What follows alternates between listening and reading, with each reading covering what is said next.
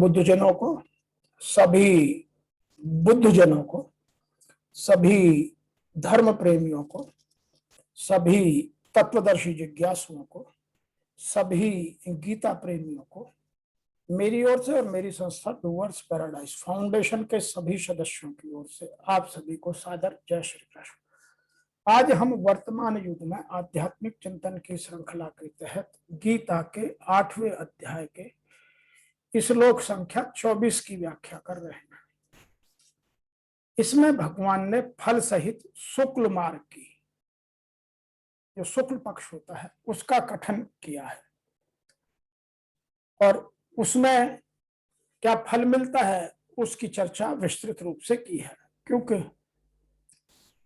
इससे पहले के में भगवान ने शुक्ल और कृष्ण मार्ग का विषय समझाकर उनकी व्याख्या को आगे बढ़ाते हुए यहां लिखा है। ऋषि वेदव्यास लिखते हैं, अग्नि ही ज्योति ही अह शुक्ल षण मासा उत्तरायणम तत्र प्रियाता गच्छन्ति ब्रह्मविद जना। अर्थात जिस मार्ग में प्रकाश स्वरूप अग्नि का अधिपति देवता, दिन का अधिपति देवता और शुक्ल पक्ष का अधिपति देवता और 6 महीने वाले उत्तरायण का अधिपति देवता है, उस मार्ग से शरीर छोड़कर गए हुए ब्रह्मवेत्ता पुरुष पहले ब्रह्मलोक को प्राप्त होकर पीछे ब्रह्मा जी के साथ ब्रह्म को प्राप्त हो जाते हैं।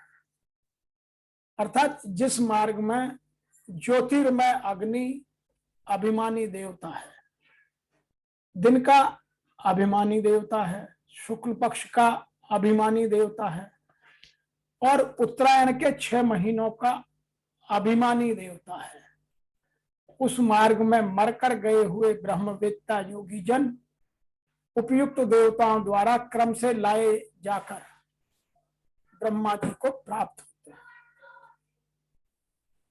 In English, fire, light, day time, the bright fortnight and 6 month of the north solstice, then departing men who know Brahma reach Brahman. Some people are describing differently. The resplendence of the fire, the day, the bright half of the lunar month, the 6th month when the sun heads north. Along that path, those who worship the Brahma attains the Brahma. इसका तात्पर्य यह निकलता है, इसका अर्थ यह निकलता है कि पहले साधना अवस्था में जिसके भीतर ब्रह्मलोक की वासना अथवा मत का आग्रह रहा, वे क्रम मुक्ति से पहले ब्रह्मलोक में जाते हैं और फिर महाप्रलय आने पर ब्रह्मा जी के साथ मुक्त हो जाते हैं। क्रम मुक्ति में ब्रह्मलोक मार्ग में आने वाले एक स्टेशन की तरह हैं, जहां भोगों की वासना वाले मनुष्य उतरते हैं, परंतु जिनमें भोगों की वासना नहीं है वे वहां नहीं उतरते। हमारा प्रयोजन न हो तो मार्ग में स्टेशन आए या जंगल हो, क्या फर्क पड़ता है, हमें तो यात्रा ही करनी है। गीता में यह भगवान श्री कृष्ण स्पष्टतः हमें समझाते हैं। तो यहां जो जिस मार्ग की बात की है, उस मार्ग में प्रकाश स्वरूप अग्नि का अधिपति देवता, दिन का अधिपति देवता, शुक्ल पक्ष का अधिपति देवता से तात्पर्य है कि साधना अवस्था जिसके भीतर आने लगी है और ब्रह्मलोक की वासना अथवा मन के मत का आग्रह है, वे क्रम मुक्ति से पहले ब्रह्मलोक में जाते हैं, फिर महाप्रलय आने पर ब्रह्मा जी के साथ मुक्त हो जाते हैं। तो वह यह समझाने का यहाँ प्रयास कर रहे हैं और यदि मैं इसे वर्तमान चिंतन के हिसाब से, वर्तमान में लोग इन चीजों को, जैसे जैसे हमारी कल्चर इवॉल्व हो रही है, हमारे धर्म की धर्मांधता वैज्ञानिकता के आने के कारण या भौतिकता बढ़ जाने के कारण कुछ बदल सी गई है, तो उन चीजों की हम व्याख्या भी आज की डेट में अलग से करने लगे हैं। तो अध्यात्म के हिसाब से वर्तमान युग में जो व्याख्या है वो कुछ इस तरह से है। शरीर संबंध का त्याग करते समय जिनके समक्ष ज्योतिर्मय अग्नि जल रही हो, दिन का प्रकाश फैला हो, सूर्य चमक रहा हो, शुक्ल पक्ष का चंद्र बढ़ रहा हो, उत्तरायण का निर्प्रभ और सुंदर आकाश हो, उस काल में प्राण करने वाले ब्रह्मवेत्ता योगी जन ब्रह्म को प्राप्त होते हैं। अब यहां जो इसकी आध्यात्म की व्याख्या है वह करनी होगी। अग्नि ब्रह्म तेज का प्रतीक है और दिन विद्या का प्रकाश है। शुक्ल पक्ष निर्मलता का द्योतक है। वैराग्य, विवेक, शम, दम, तेज और प्रज्ञा, ये जो 6 चीजें हैं, ये 6 चीजों का ऐश्वर्य है, यही षड्मास है। मैं दोबारा बोलना चाहता हूं कि ये हमारे चैत्र, बैसाख, ज्येष्ठ, आषाढ़, सावन ये महीने नहीं है। यहां जो षड्मास की बात कही है वो है विवेक, वैराग्य, सम, दम, तेज और प्रज्ञा, यही षड्मास है। उद्वैरता स्थिति ही उत्तरायण है।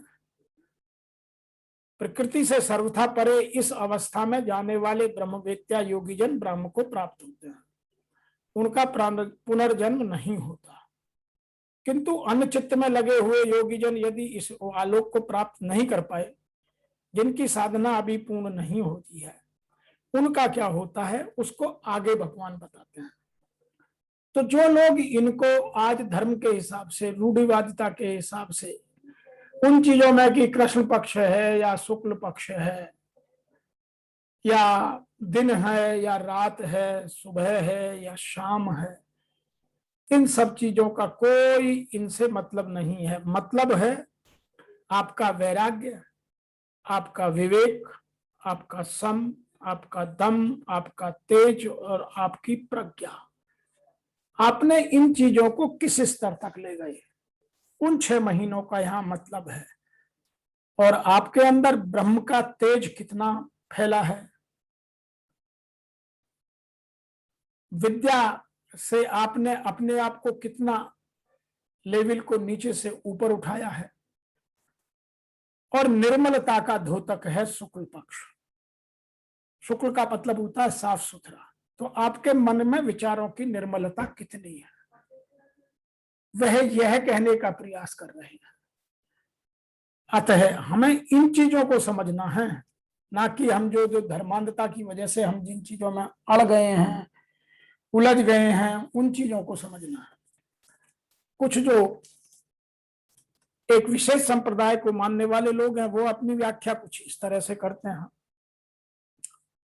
कि जब अग्नि, प्रकाश, दिन और पक्ष का उल्लेख रहता है तो यह समझना चाहिए कि इस सबों में अधिष्ठा देव होते हैं जो आत्मा की यात्रा की व्यवस्था करते हैं।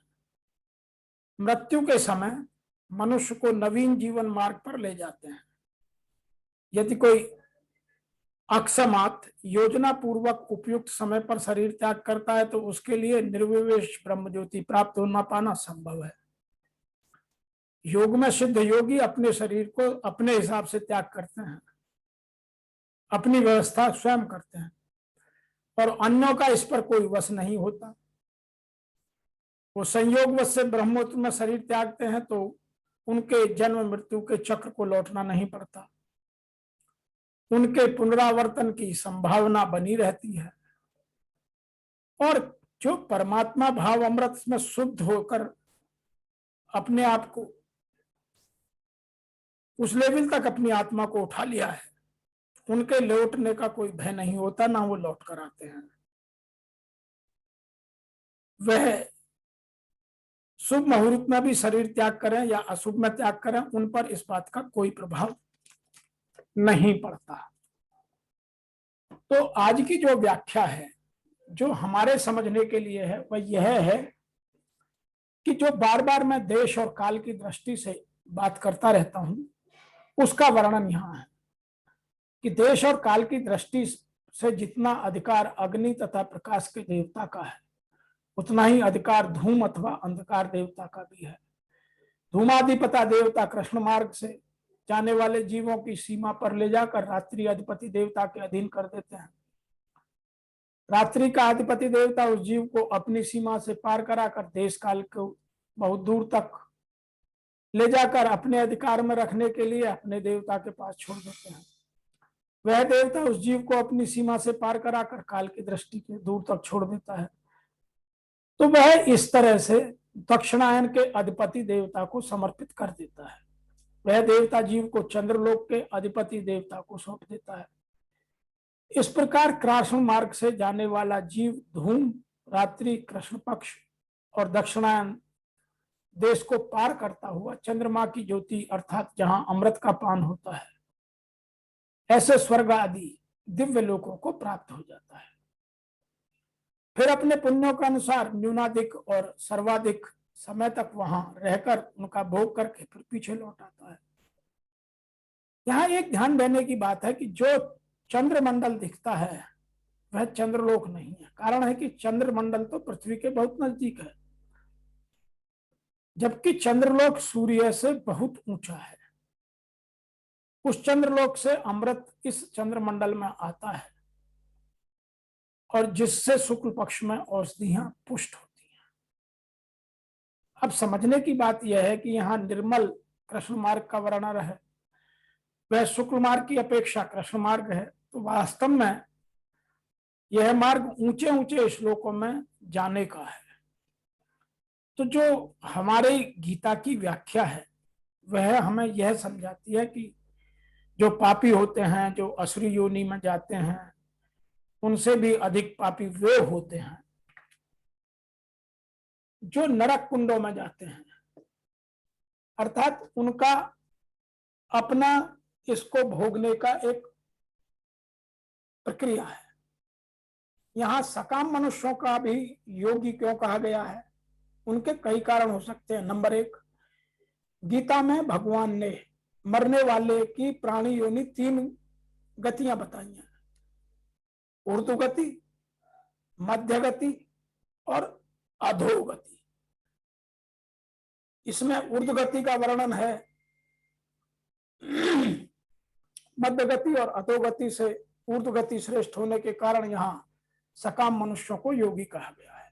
नंबर 2, जो केवल भोगने के लिए ही ऊंचे लोक में जाते हैं, उनमें संपूर्ण संयम, इस लोक में भोगों का त्याग, इस लोक से उनके यहाँ के भोगों की मिलने न मिलने की क्षमता हो गई है।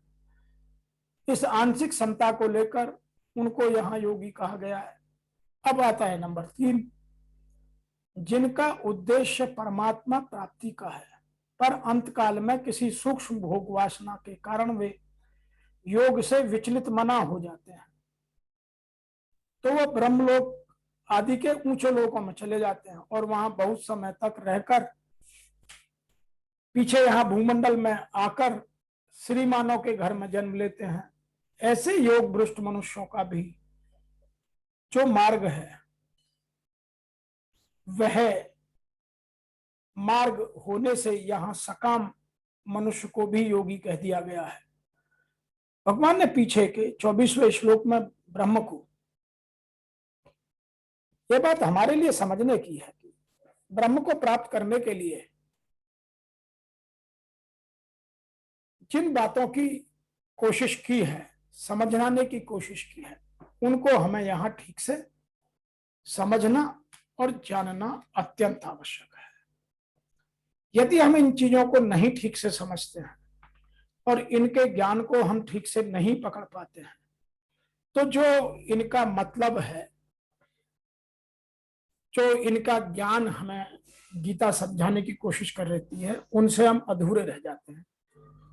अतः आज के इस श्लोक से हमें केवल जानने को इतना मिलता है कि जिस मार्ग में ज्योतिर्मय अग्नि अभिमानी देवता है, अर्थात सूर्य की बात कर रहे हैं। दिन का अभिमानी देवता है, शुक्ल पक्ष का अभिमानी देवता है। और जिनकी मैंने अभी बात की, मैंने आपको जो 6 आत्मा के हिसाब से गुण बताए, जिनमें विवेक, वैराग्य, शम, दम, तेज और प्रज्ञा है, वे सब ब्रह्मलोक को प्राप्त हो। और अगले में भगवान दक्षिणायन की बात करते हैं, फिर उनकी बात करते हैं, समझते हैं। तब तक के लिए आपका मेरे इस वीडियो को देखने के लिए मेरी ओर से और मेरी संस्था डूअर्स पैराडाइज फाउंडेशन के सभी सदस्यों की ओर से सादर ओम नमो भगवते वासुदेवाय नमः।